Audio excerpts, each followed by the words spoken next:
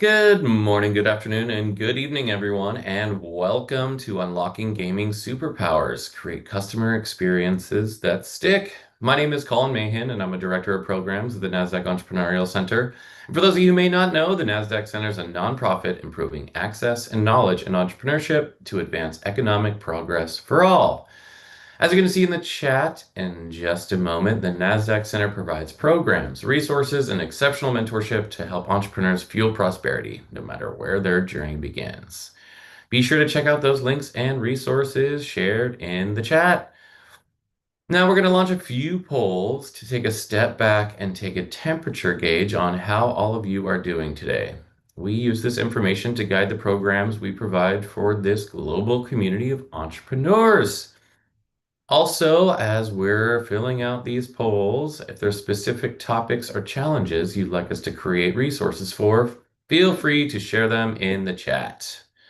All right, the first one, how are you feeling about your business? Looks like optimism as at the top of the key, and understand there's a little bit of survival mode and anxiety out there. So we'll get to it and developing more support on that side.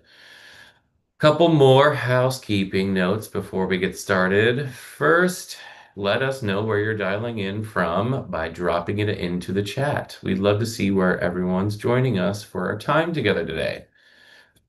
Secondly, we have a live Q&A near the end of this talk, so please submit those questions for us at any time using the Q&A function at the bottom of your screen throughout the presentation. We'll do our best to get to as many as we can.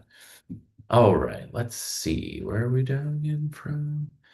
Hello from SF Bay Area, Birmingham, Alabama, Atlanta, New York City, Virginia, Coral Springs, nice, Washington, DC, great to see so many different time zones. Nashua, New Hampshire, nice. Love that. All right. Well, while you're answering this final poll of what's keeping you up at night, I'd like to take a moment to recognize the incredible support of our corporate partners. The work we do at the center wouldn't be possible without all the generosity and belief of our partners and funders, including NASDAQ, Wells Fargo, JP Morgan Chase, KPMG, Walmart, the Asia Innovation Hub, Wilson Sonsini, the Nareet Foundation, and BPM. We're deeply grateful for their partnership and hope you'll join us in sharing that appreciation as well. Amazing. Just taking a look at this last poll results. Looks like finance, sales, marketing at the top of the key there. Well, good news, because we're going to be talking about a few of those topics in our talk today. So, without any further delay, please join me in giving a warm welcome to our special guest. Bastian Bergmann is the co-founder and COO at Solsten, and he's the author of the book we're going to be talking about today, Press Play: Why Every Company Needs a Gaming Strategy. Bastian, welcome. Hey Colin, thanks for having me. And yeah, thank you guys for everyone that joined across all those different time zones. Really, really good to be with everyone. I know, and it's your evening, so we're covering all of the bases here. Yeah, it's true. Um, all right, well, let's jump right in. So, your book talks a lot about how gaming is no longer optional for brands. What's changed in the consumer landscape that makes gaming the new front line of engagement rather than this fringe tactic? Yeah, I think there's a few things. One, if you look at the pure numbers around the ability of gaming to command consumer engagement, to command attention, foster community. It's where culture lives. It's where people spend the most money across any digital touch point too. Like the data is all there. It's the only entertainment or media touch point that is able to cut across all demographic cohorts. Unlike, social media, for example. Fun fact, the fastest growing demographic cohort in terms of hours played on a weekly basis are silver surfers. It's like 80 and above. When you look at young audiences, whether it's Gen Z and Gen Alpha, both of them combined actually, they spend almost triple the time in gaming environments like Fortnite or Roblox or Minecraft than on all social media channels combined. So there's been this shift. What's interesting is the fact that gaming is powerful as an engagement touch point isn't really new. It's been a almost $200 billion industry for a number of years. It's been big for a long time.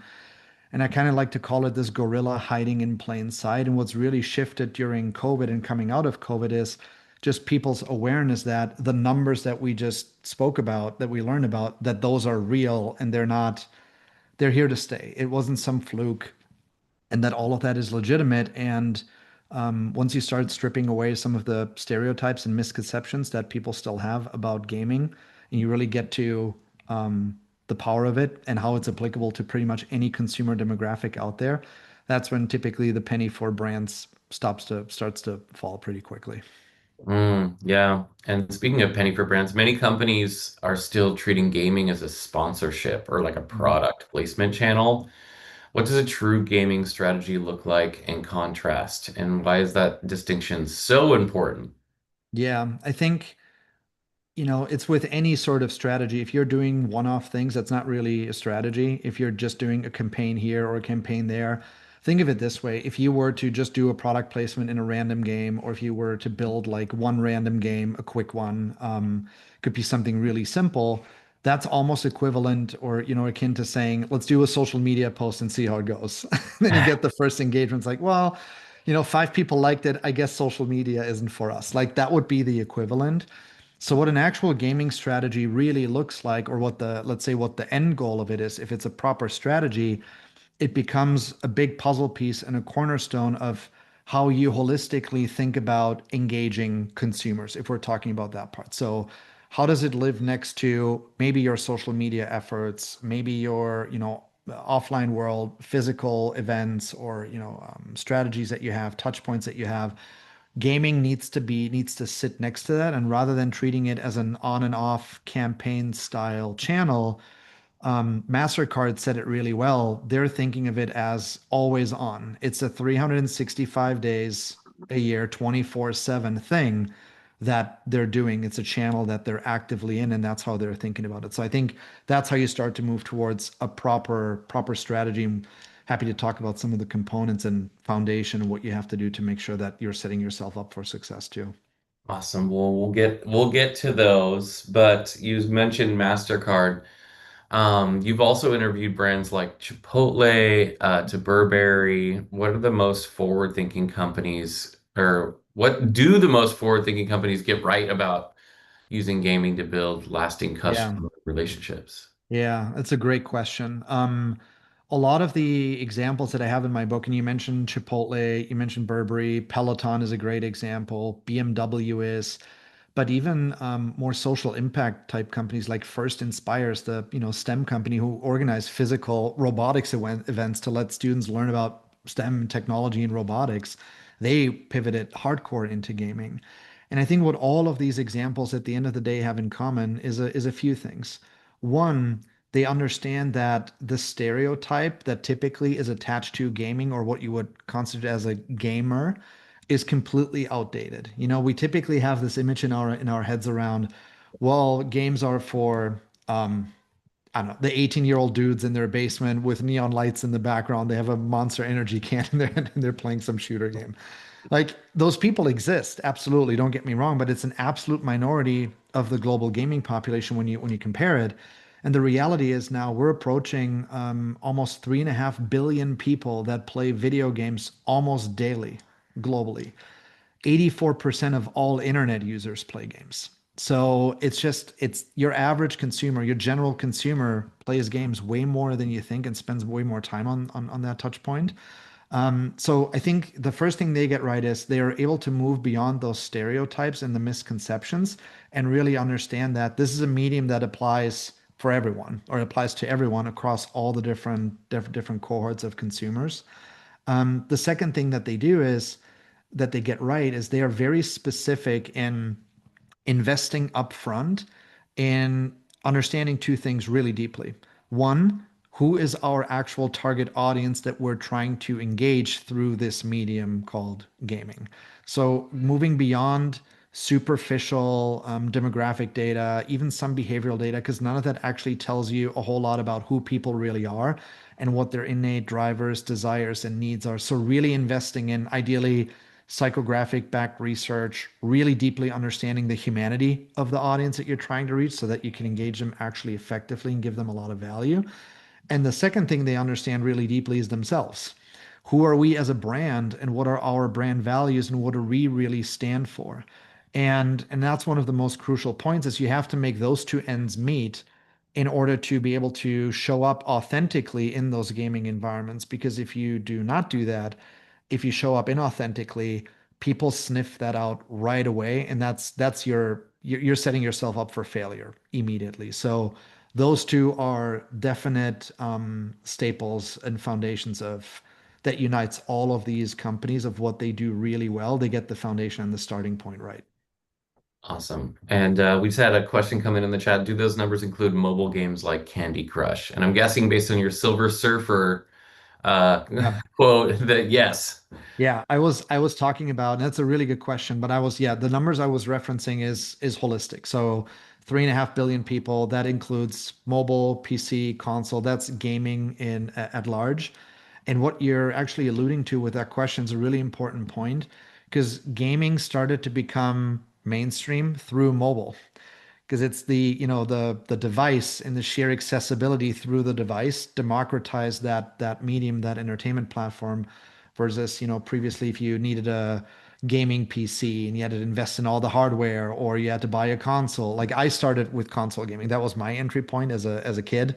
I started playing Sonic the Hedgehog on a Sega, and then I moved to PlayStation and played all the different like EA Sports franchise and all this other stuff. But that was my gateway. But for the majority of people, when the industry really started to take off, it was with the rise of mobile. So, yeah, really, really good question. Awesome.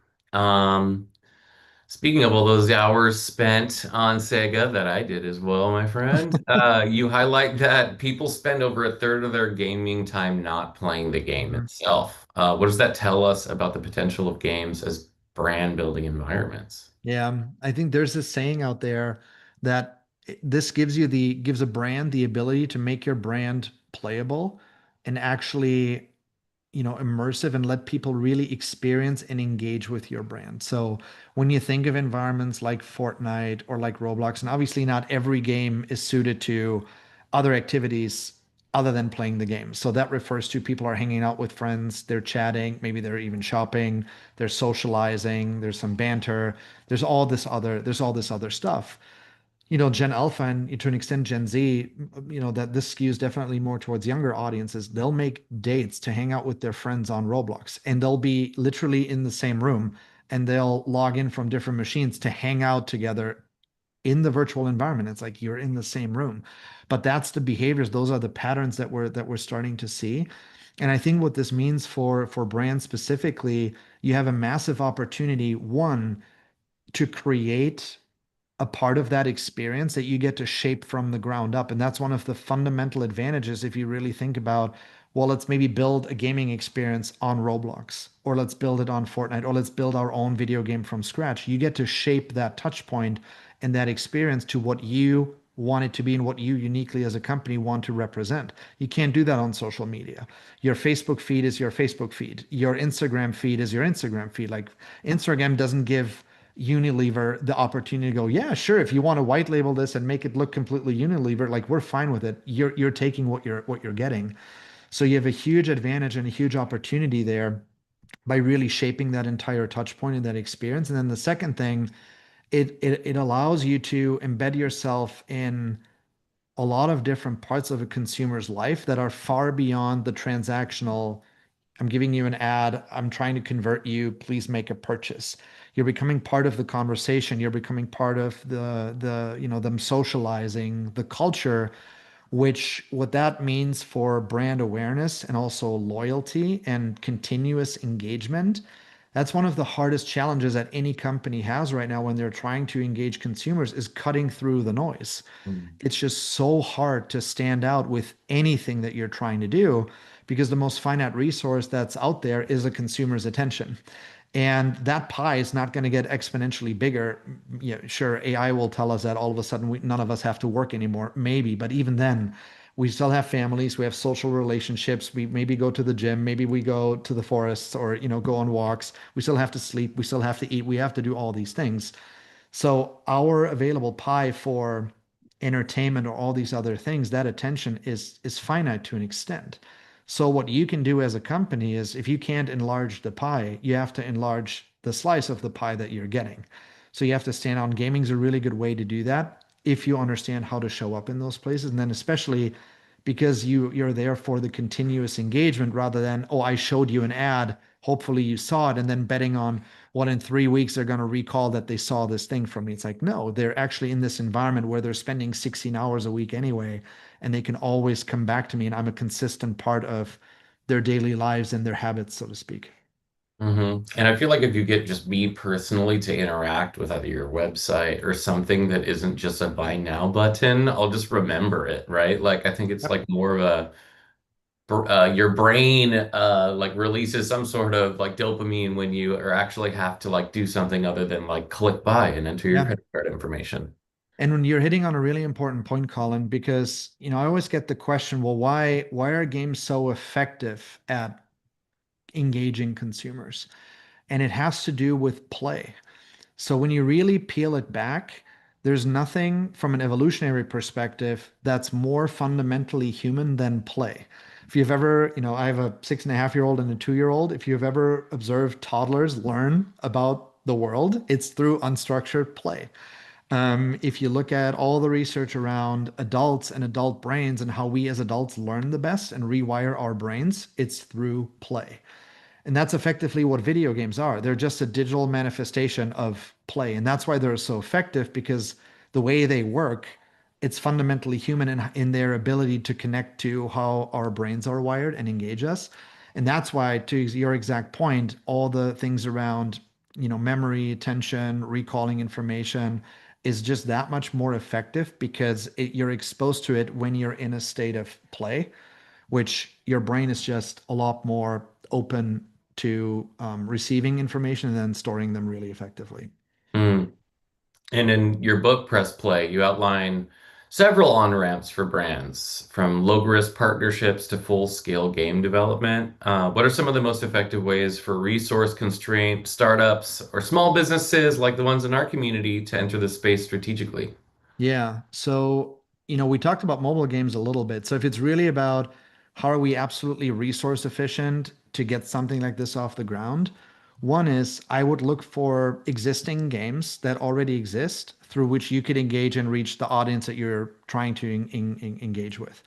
The big advantage is there's already an established audience. People play that game. You don't have to invest on marketing, user acquisition, bringing people into that. You don't have to build the game from scratch. All of that already exists. So you could really focus on maybe we can do a themed event for a month in that game. Let's partner with that game developer. So you could really focus your efforts on that specifically, which cuts down the risk, cuts down any sort of development time, cuts down costs and all of that. The other angle that you could take, and that's where actually AI development has a lot of benefits. We work with some clients, some really small studios who are making games for $15,000 right now. And yes, they're not PC games. Yes, they're not console games. They're not AAA experiences, but they're, nicely done mobile games that you could pick up. They look good. They don't have like a lot of narrative or depth, but you can still leverage a lot of the game mechanics and actually make something that's really, really enticing that people can play on the go. They could snack on a couple of minutes of gameplay and then they go back to it. So I think the question really is well, what is your objective? What are you trying to do as a business and as a company, given the audience that you have? And then work from there to then understand how does gaming fit into that picture and how do games, to whichever extent, allow me to fulfill and reach my objectives. Mm. And we just had a question come in. Yeah, What about reskinning smaller games? I have a friend whose little brother is learning how to code, and I think he said he cool. just figured out how to code Snake, the old Nokia one. Mhm. So yeah, I was just thinking about that, reskinning smaller games. What do you think? Yeah, yeah, that's a really good question. That's definitely an option. The What I would then always advise and look for is, again, back to the audience, who are you trying to reach? What are their innate drivers and needs, and how does that map to specific game mechanics so that you don't fall into the trap of, okay, we just took a game that already exists, let's reskin it and launch it, and we, thinking that it's gonna work just fine. So you have to invest in the analysis of, does this game actually fit the audience that I'm trying to make it for? And then if you want to reskin it, that's absolutely an option. That's definitely a path to go. And I know there's another question around that video games are primarily structured play, not unstructured play. That's true to an extent. It depends on the gaming environment. If you're looking at really vast sandbox games, MMORPGs, like open world games, there's structure to an extent. But that's also in the real world. There's also structure. If the toddler hits themselves, they run against a wall. That's a rule that they just learned. It's like your Mhm. head is not going to penetrate the wall. So it is unstructured play, but then structured to a certain extent. But the point that this comment gets to is when you fundamentally look at video games, yes, there's all these different features and mechanics, and what a lot of people got wrong about 10, 15 years ago, there was a phase where gamification was one of the most hyped words in the business world. And one of my favorite examples, I don't know if you guys remember when Robinhood started and you bought your first stock on Robinhood, there was confetti on the screen. And that's like, yeah, great, we did gamification. We gave you an incentive. We hit a dopamine trick because, you just bought your stock and there's confetti and that made you feel really good. Check gamification, we're done here. That's why gamification got a really bad rep because people weren't actually seeing results from it because that's not really what it's meant to be. And that's not really how you use it. You can't just take an isolated mechanic from any sort of game, slap it into your environment, and think that that's going to work and be done with it. So, what this question around structured and unstructured play really gets to is fundamentally how do games work? And it's through the core loop where there's a very clear journey. You're sending players on a journey. There's a task, some challenge that they have to overcome. There's an action that they take. There's a reward system, and then they go back. It it's that loop. They go through that over and over and over again. And I think what we might perceive as structured or unstructured is, well, how vast is the world in which we're operating and how much can I explore within that versus how confined I am. So a game like Candy Crush feels a lot more like very structured play because you're going from I'm merging three items next, I'm merging another three items, or matching three items. Versus if you're playing Ghost of Tsushima or like a big RPG in an open world and you're riding on the back of your horse through ancient Japan for like half an hour until you get to your next challenge. That's going to feel a lot less like structured play because you could explore that world pretty much at will, but then there's still confines around it. Totally. So gaming's now a powerful driver of both digital and physical commerce. So Mhm. what does it mean for a brand to connect virtual experiences with real world behavior, and what are some examples you've seen? Yeah. And I think that's actually where, for companies and brands specifically, on non-endemic, so the ones on the outside of the industry, when I talk to executives over at Adidas or Puma or even some big banks right now, and they're looking at gaming, that's really the mindset that we're trying to develop with those leaders is gaming can be a revenue opportunity for you if you think about it the right way. So I always say when you're stuck in or when you stop at, well, let's do some advertising in gaming, let's put our logo in there, let's do a banner ad and call it a day. You can do that and you're gonna get brands and ads in gaming overall are almost twice as effective at brands on as ads on social media, for example. So yeah, you can do that. It's going to be more effective, but you're kind of missing the point of what the medium is able to give you, and that gets back to your question, Colin.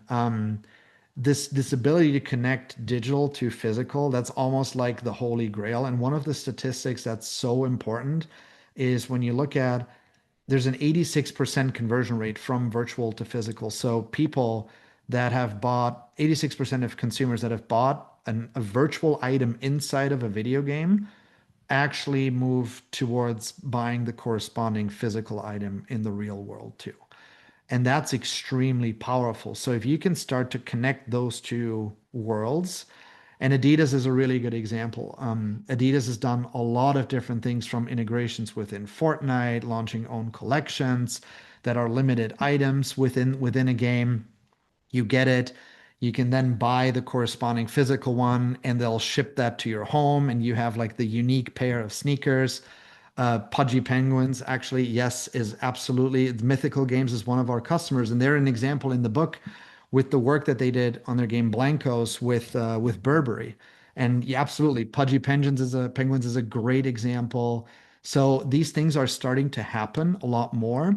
And why Pudgy Penguins is actually a really good example, and that's one of the strategies in the book. It's the third strategy for brands to go into this space.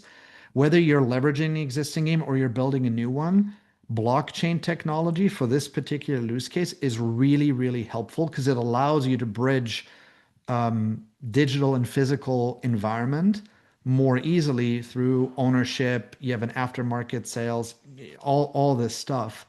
But there's even companies like, fashion designer Tommy Hilfiger.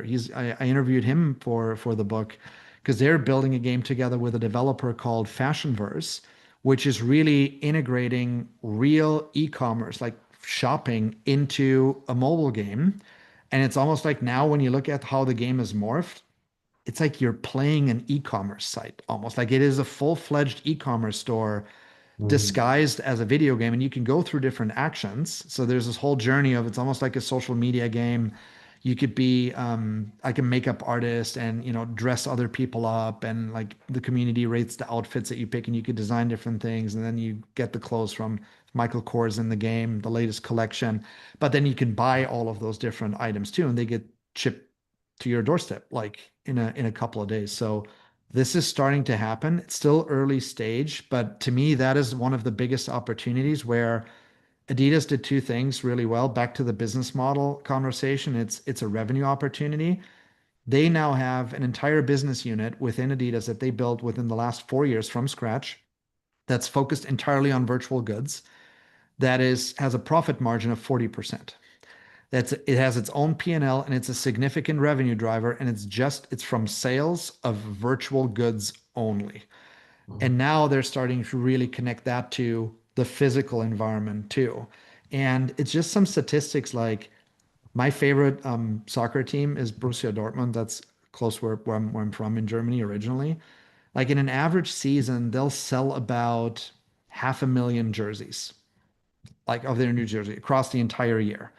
They were part of Puma's a new gaming experience on Roblox when they launched like Neymar's soccer cleat, and there was 1.8 million unique claims of the latest Borussia Dortmund jersey in that game.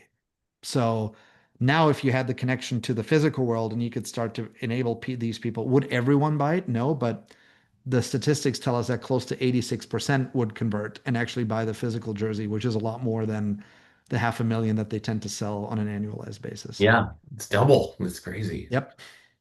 In a world of shortening attention spans that we're all way too familiar with and content Mhm. fatigue, what makes game-based experiences more durable, memorable, or meaningful than traditional digital marketing? Yeah. It's back to the concept of play that we already talked about a little bit. And one of my favorite examples is if you look at the statistics, and then we'll get to the why.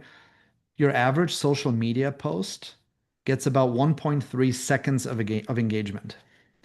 Your average branded gaming experience, this is on Roblox, gets about 11 minutes on average engagement.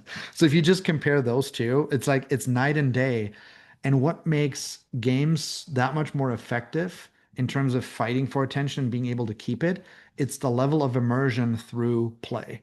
And what's behind it is, I always get people that say to me, well, I'm pretty immersed when I sit on my couch and I'm like doom scrolling on Instagram for 3 hours. I'm like, that's not immersion. That's your brain's on autopilot. You're not really immersed.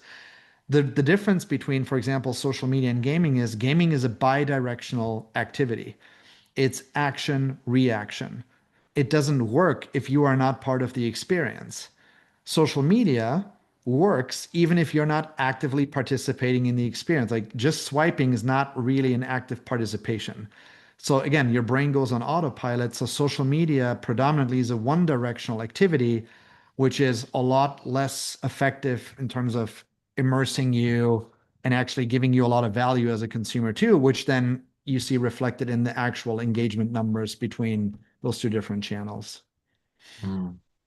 And in the book, you wrote about Solsten's use of AI and psychological data to personalize content. So, what role does that insight play in designing gaming experiences that actually are sticky? Yeah, it's really about if you think of like one of the classic examples to illustrate this, like most teams, when you ask them what data they have, they'll describe their players or they'll describe consumers something like, yeah, we're making this, or our target audience is 40 to 50-year-old women in the southern states of the United States of America. And when you think about users that way, that's literally like saying that the women in that age range in that part of the US, they all drink the same drinks, they all eat the same food, they all like the same color, and they all watch the same movies, which is obviously not true. So when you start to use psychological data and psychographics, it actually lets you understand the true innate needs, drivers, and desires of the human being behind the surface level demographic data and even behind some of the behaviors. Yes, behavioral data is really good to observe up to a certain point, but the problem with observing behavioral data, even if you're looking at gaming environments, you just know that they did a thing or that they played for 11 minutes and then they left and they come back the next day. You always fall short when you get asked a question, well, why are they playing for this long? Or why aren't they not playing 20 minutes? And then the next question is, well, what do we do about it? You don't know what the driver is. And that's what psychology and a psychological understanding of the audience starts to give you. It lets you understand the driver behind the behavior. And now, when you have that and you really understand what people's needs are, it's like, are we designing to an extremely altruistic audience, for example, just to give a really simple case? Okay, if our audience scores in the 99th percentile on altruism in the global population, we're making a game for them, we should probably make sure that we have a lot of helping mechanics in our game where people can live out that personality trait. So, call to actions where they can help another player in need, or sharing resources with other people, giving advice to other people, giving mentorship, just really helping each other out, having a social experience that's friendly where they can come together and it's really good community that's uplifting. That's how psychology translates and manifests itself in very specific features, mechanics, themes of games, different narrative touch points. And that's at the end of the day what ultimately creates really sticky experiences, because people play those games in and they enjoy a specific experience. They leave it. And even if it's subconsciously, but they'll go, that felt like it was made for me. And that's what creates true stickiness. It's not when you wake up in the morning and you see the little red dot on your Instagram app or on your Facebook app, and your brain goes, last time you clicked that, that felt really good. That's addiction. So that's dopamine addiction. That's you can't help yourself, but that's not fundamental value. Like, you feel you leave those games and you go, you don't wake up in the morning and it's like, well, if I don't play Candy Crush right now, I can't function. If that's you, you might want to that's addiction. But if you come back 2 or 3 days later and go, man, last time I played that, that felt really good. I have a spare 30 minutes. Why not? And you leave it and it leaves you feeling really good about what you just did. That's what you want to get to. And that's really tricky to do without the right insight into what actually moves your audience. Oh, and my brain is definitely addicted to killing those red bubbles on my phone. That's why I turned the notification number off. Oh, smart. Also in the book you highlighted, and we've talked about it a little bit here, that these 86% of gamers who buy Mhm. virtual goods also buy the corresponding physical product.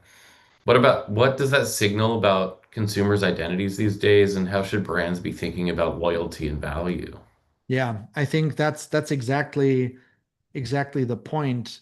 Back to the revenue opportunity, that brands have to realize that games and those immersive environments are a place where culture lives, culture exists, and people are actually living out their identity in addition to the physical world.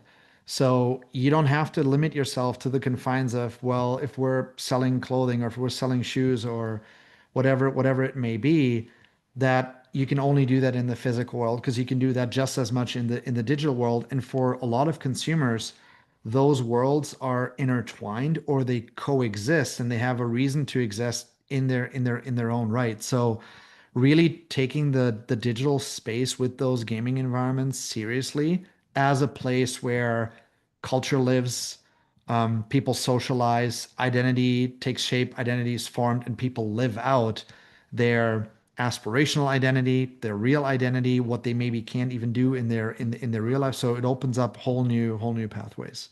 Yeah. And you also noted that Gen Z is setting the tone for our brand expectation these days, especially around authenticity and immersion. So, Yeah. how should companies evolve their customer experiences to stay relevant in this new generational context? Yeah, don't try to be something that you're not. That sounds really, really brash, but that's what it is. I think, we talked about it a little bit, but staying true to who you are as a brand and not trying to, yeah, you have to be relevant with these consumers, but there's not one Gen Z. There's actually a lot of different types of cohorts and segments that overall make up Gen Z. Because again, what is Gen Z? It's a demographic label of people born between, is a certain age range. But that's really it. There's some overlap between all of the people in that age cohort, but then there's also very different people within that. So I think investing in getting deep into who are the different types of people and who's also a fit for us and where can we play. And that's exactly to that last comment here. That allows you to show up authentically. So don't try and be something that you're not, and especially Gen Z, because they're very outspoken around their passions, specific societal issues, things that they really care about. And they expect personalization from brands. They expect brands to know those passions and be able to like mirror them. But if you are, I don't know, like I'm trying to construct an example. Like if you are a tobacco brand and all of a sudden you're just leaning complete, like you're doing a 180 and it's all about like, oh, we're just about the healthiest lifestyle in the world. It's like, okay, um, yeah, you're trying to bend yourself into a shape that you're simply not. And that's going to rub more people the wrong way rather than sticking to your guns to an extent. Hmm. So, I shouldn't get a neon background in a gaming chair because I don't really play video games that often. It's I think there's a good comment there. The Elf Cosmetics one was a really good example. Bud Light was actually a pretty similar one. And what happened there, like rather than acknowledging this is our core customer base and the values that they stand for and the values that we typically represent, they went lean really hard into specific societal and partially political issues and trying to adhere to a different customer cohort. And I think it was like Modelo or something that overtook them as like the most popular beer, and Bud Light Mm, just went down the rankings, and that's for a lack of understanding of what they're really about and why the customers appreciate them. yep. I think Michelob Ultra just passed Modelo, but thanks to the US Open, though, I just heard a random headline about that one, which is interesting. Shows how many people watch tennis. With gaming spaces like Roblox, you've talked a little bit about becoming natural cultural hubs. How do you see the role of games evolving and how we socialize, learn, shop, engage? Yeah, to me, I think if you it's always hard to put things on a timeline. But if you fast forward, I don't know, 10, 15 years maybe, I think we're going to be enjoying experiences that are fundamentally video games. We're just not going to call them video games. And Mm, you can already see that there's applications I mean, since the 1980s, the FAA has been training new pilots in a flight simulator, which is a video game. So this is a lot of the stuff has been around, but it's like we're not perceiving it as such. We have neurosurgeons, cardiologists that are trained in gaming environments before they get to do an actual operation. There's a video game called Endeavor RX by a company called Achille. It's the only FDA approved video game to help children with ADHD and autism. So you're going to see way more of those applications. And education is a huge component. There's a company over here in Europe where I'm based called Mogaland Academy, which they've built a video game, and it's all around financial literacy and helping a younger generation become financially literate and learn about investing, interest rates, compound interest, the stock, all of those topics that are not taught enough in school, that by the time you want to go to college and you might need a student loan, you don't qualify because you don't have the background and you don't have the knowledge and your credit score is too low.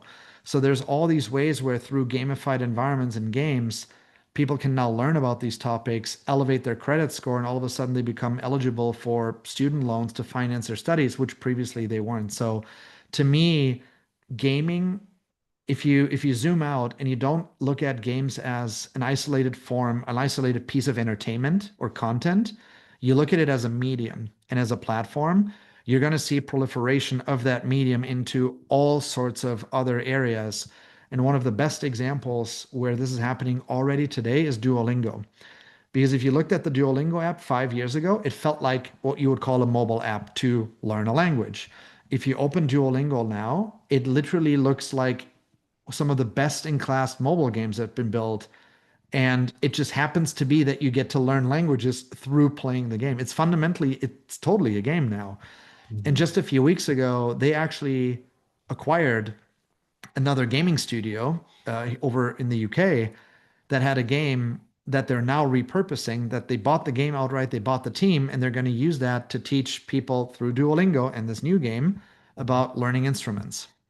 So they're using games to expand vertical so that they can bring more educational content to different types of people and expanding the scope outside of languages, which they started with. Yeah, geez, that makes me think of way back in the day. I'm not aging myself here, but the learn to type game that was like Mario Mhm. version 1, where like jump was like different keys. Yeah. And also I saw this is more recent.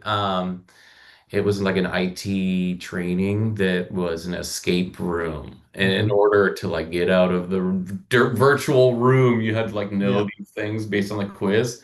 Because, it's a necessary function, but taking those quizzes over and over and over again can get dry. So at least it was fun. They made me smirk.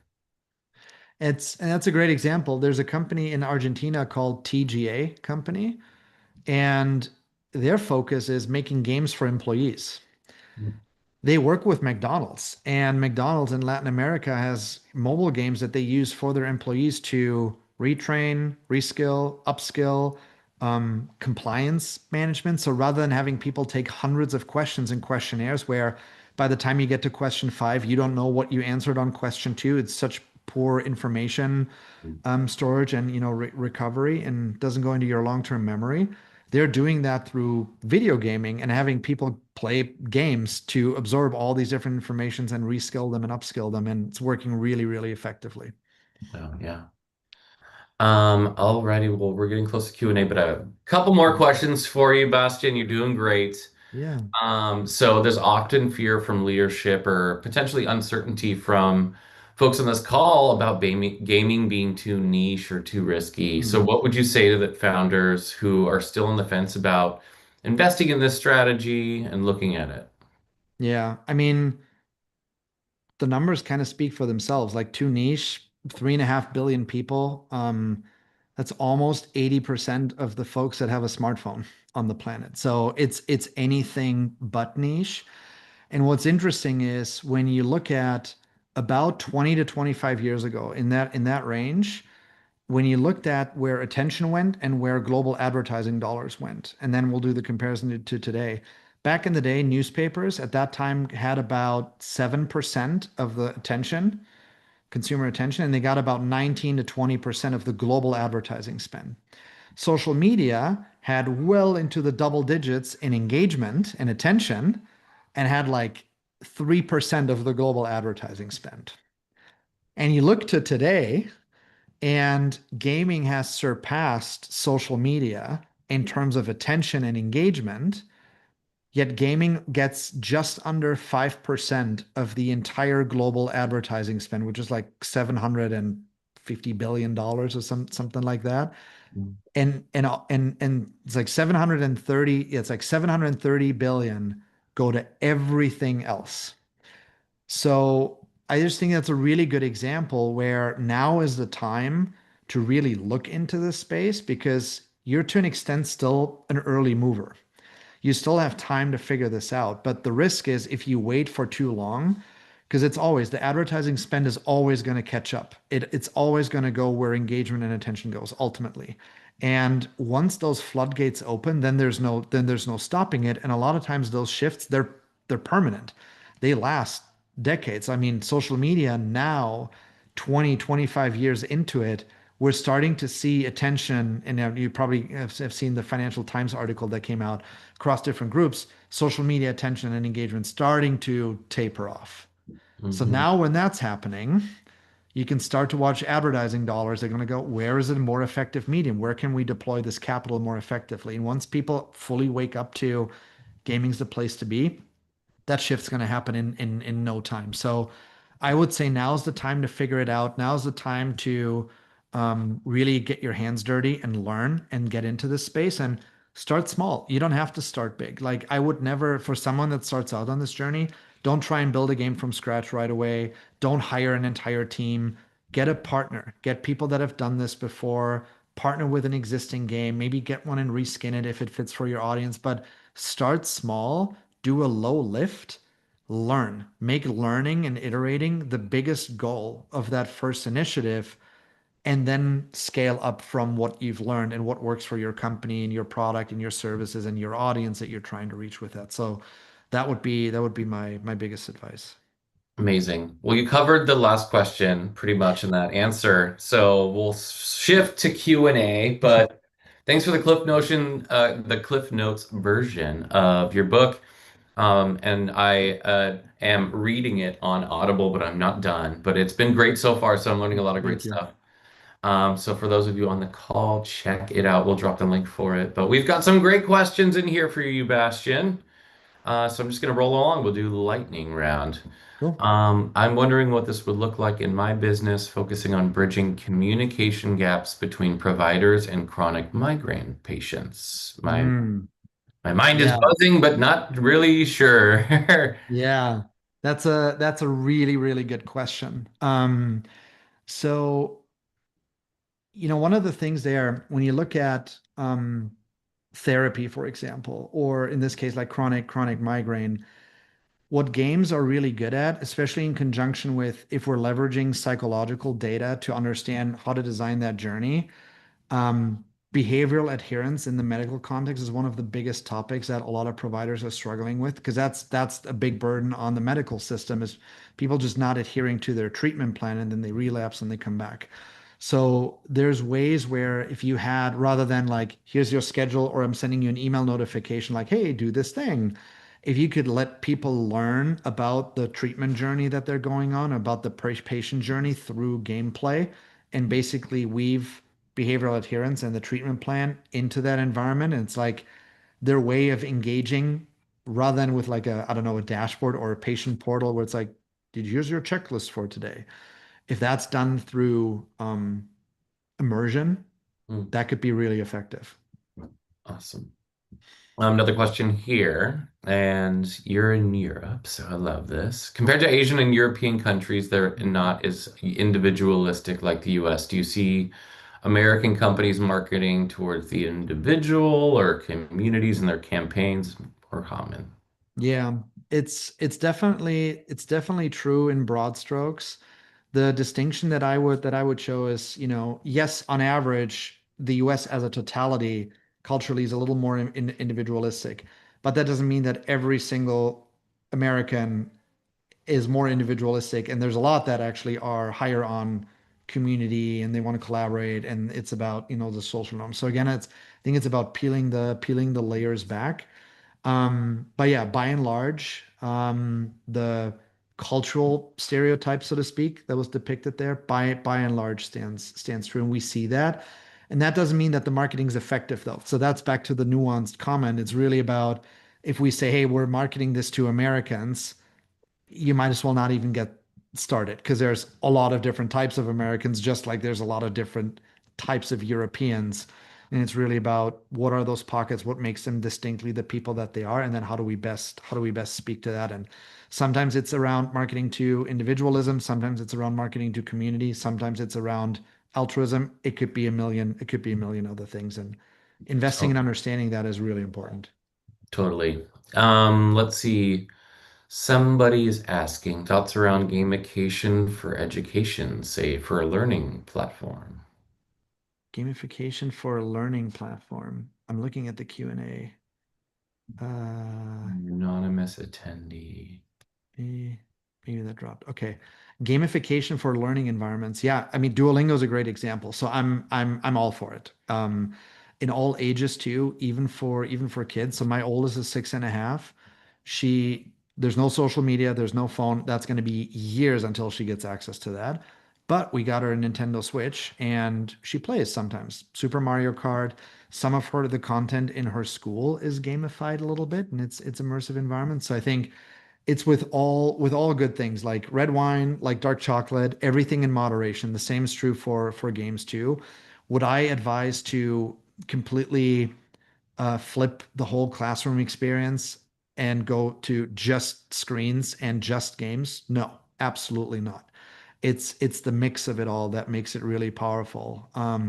But it is hands down a very effective way to learn and understand new topics. So yeah, I'm a huge proponent of it.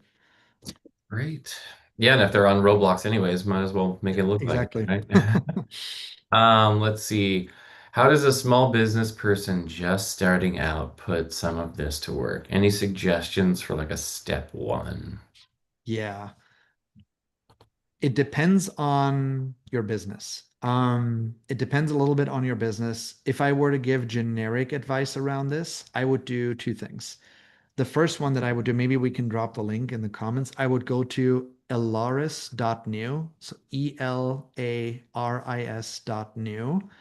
because that is the fastest, simplest, hands down, cheapest way to get your hands on very concrete and specific insights data, both from a psychographic perspective and also from an affinity perspective. That's it. That's exactly it. That's the website on where your audience might be. So if you're a small business owner, and I've talked to a company of one this morning, which is a UX design agency over up in Norway, and they're going through those motions, or that person's going through the same motions right now. Alaris is an incredible place to start to say, like, if my customers are, I don't know, marketing professionals, or maybe it's plumbers, you could look up any audience in Alaris and start to understand, well, what games do these people maybe even play? Where can I find them? So a really simple way is to look up that information and maybe try to market against that, because now you have a better look into the affinities. You could do marketing inside of those games too. And at the Mhm. very least, it's going to give you an understanding what types of games do they play. And now, depending on what services you're selling as a company, now we're getting away from generic advice to we'd have to talk about the specifics. Um, Now it's really important. Well, what are you trying to sell? What is your service? And can you now take what's already familiar to these people over into your touch point, and how do you package how do you package it up in a gaming environment? And yes, Cynthia, absolutely, it's 200 a month. If you sign up for the annual, it's actually 50 off. And if you guys want, if you message me after this, I can get you another 20% off. So it actually goes to $80 a month because it's special launch pricing right now. So definitely, if you guys are interested, just message me. Don't miss out on the additional discount for sure. Yeah. Happy to And I share. mean, that's awesome. I haven't heard of it, and I'm very curious because there's a lot that can apply to our founders out there in the world that are Yeah, looking to learn who their ICP is. that's exactly it. That's exactly what it's made for. You nailed it. Perfect. Alrighty. So let's see. There's another one here, and this might be a little bit philosophical, but we're going to shoot for it. What are your thoughts on how gaming impacts people communicating with each other in person, and how Mm, this be managed in the gaming space? yeah, that's a great question. It's really interesting. You always have this assumption that people in games that they wear a mask and they're trying to be someone that or pretending someone to be that they're not. We actually see the opposite. It's the masks come off. Where in real life, when we're outside, like the way I communicate to my wife versus my colleagues versus someone at the store or my friends or coworkers is very different. So it's like in real life, we have all these different personas to an extent, the masks that we're wearing when we're communicating. In gaming environments, we tend to be our most natural self way more than in the real world. Um, Whoa. I think the tricky thing there is there's a lot of different tools when even like AI tools, and they'll just use language to understand what's going on with people. And if you have like two buddies and they're playing in a game together and there's like friendly banter and they're using a lot of swear words and there's F-bombs flying back and forth, the AI doesn't know that they're friends. The AI doesn't know that that's friendly banter. They'll just label it as toxic language. It's like, yes, objectively it might be, but in that context for those people, it's actually quite the opposite. So, what I think, if you talk about how do we make communication better between people, again, it's back to learning. How do we facilitate that? How do we make each other aware of who we are? I think games can be a very powerful place to foster better ability, better ways for us to communicate. Um, because we get to experience each other in real time. There's social connective tissue. I will say that's also a personal thing. Nothing beats real human to human connection and conversation. Period. It's important. We're mammals. We're a social species, and that's still number one, hands down. Yeah, what are those what's that acronym for the people who do the real life role play of video games? Ralphers? Yeah, Uh something like that. but yeah, they're like, yeah, they play the video game and then they meet up in person, like, you know, Yeah. at the point of, like where the humans can connect. Yep. Yep. Is good too. Well, we are almost at time, Bastian. There's been so much you've covered, and it's all been really good information. And I love that you are going where the puck is going versus, going where the world is going right now in terms of social media, which you mentioned is dropping. What's one key takeaway if somebody was going to dial into the last 3 minutes of this that you want people to come away from your book, from your experience, from your expertise, from your Yeah. advice? I think one big takeaway, gaming is the next social media, and it's way more in terms of an advertising channel. It's a true business model opportunity, and free yourself from the stereotypes that have historically been associated with gaming because they're no longer true and they're getting in the way of really being able to see this medium for the opportunity that it really is.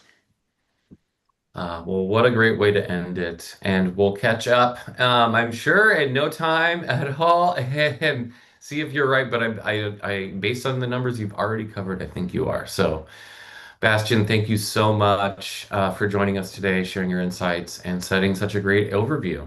Thanks for having me, and thanks for all the great questions. Really, really appreciate it. Amazing. And for those of you who are still on, thanks for answering that last poll. Thanks for joining us today. We have a ton of webinars up on the horizon, so you can check those out in the chat and also in the follow-up email.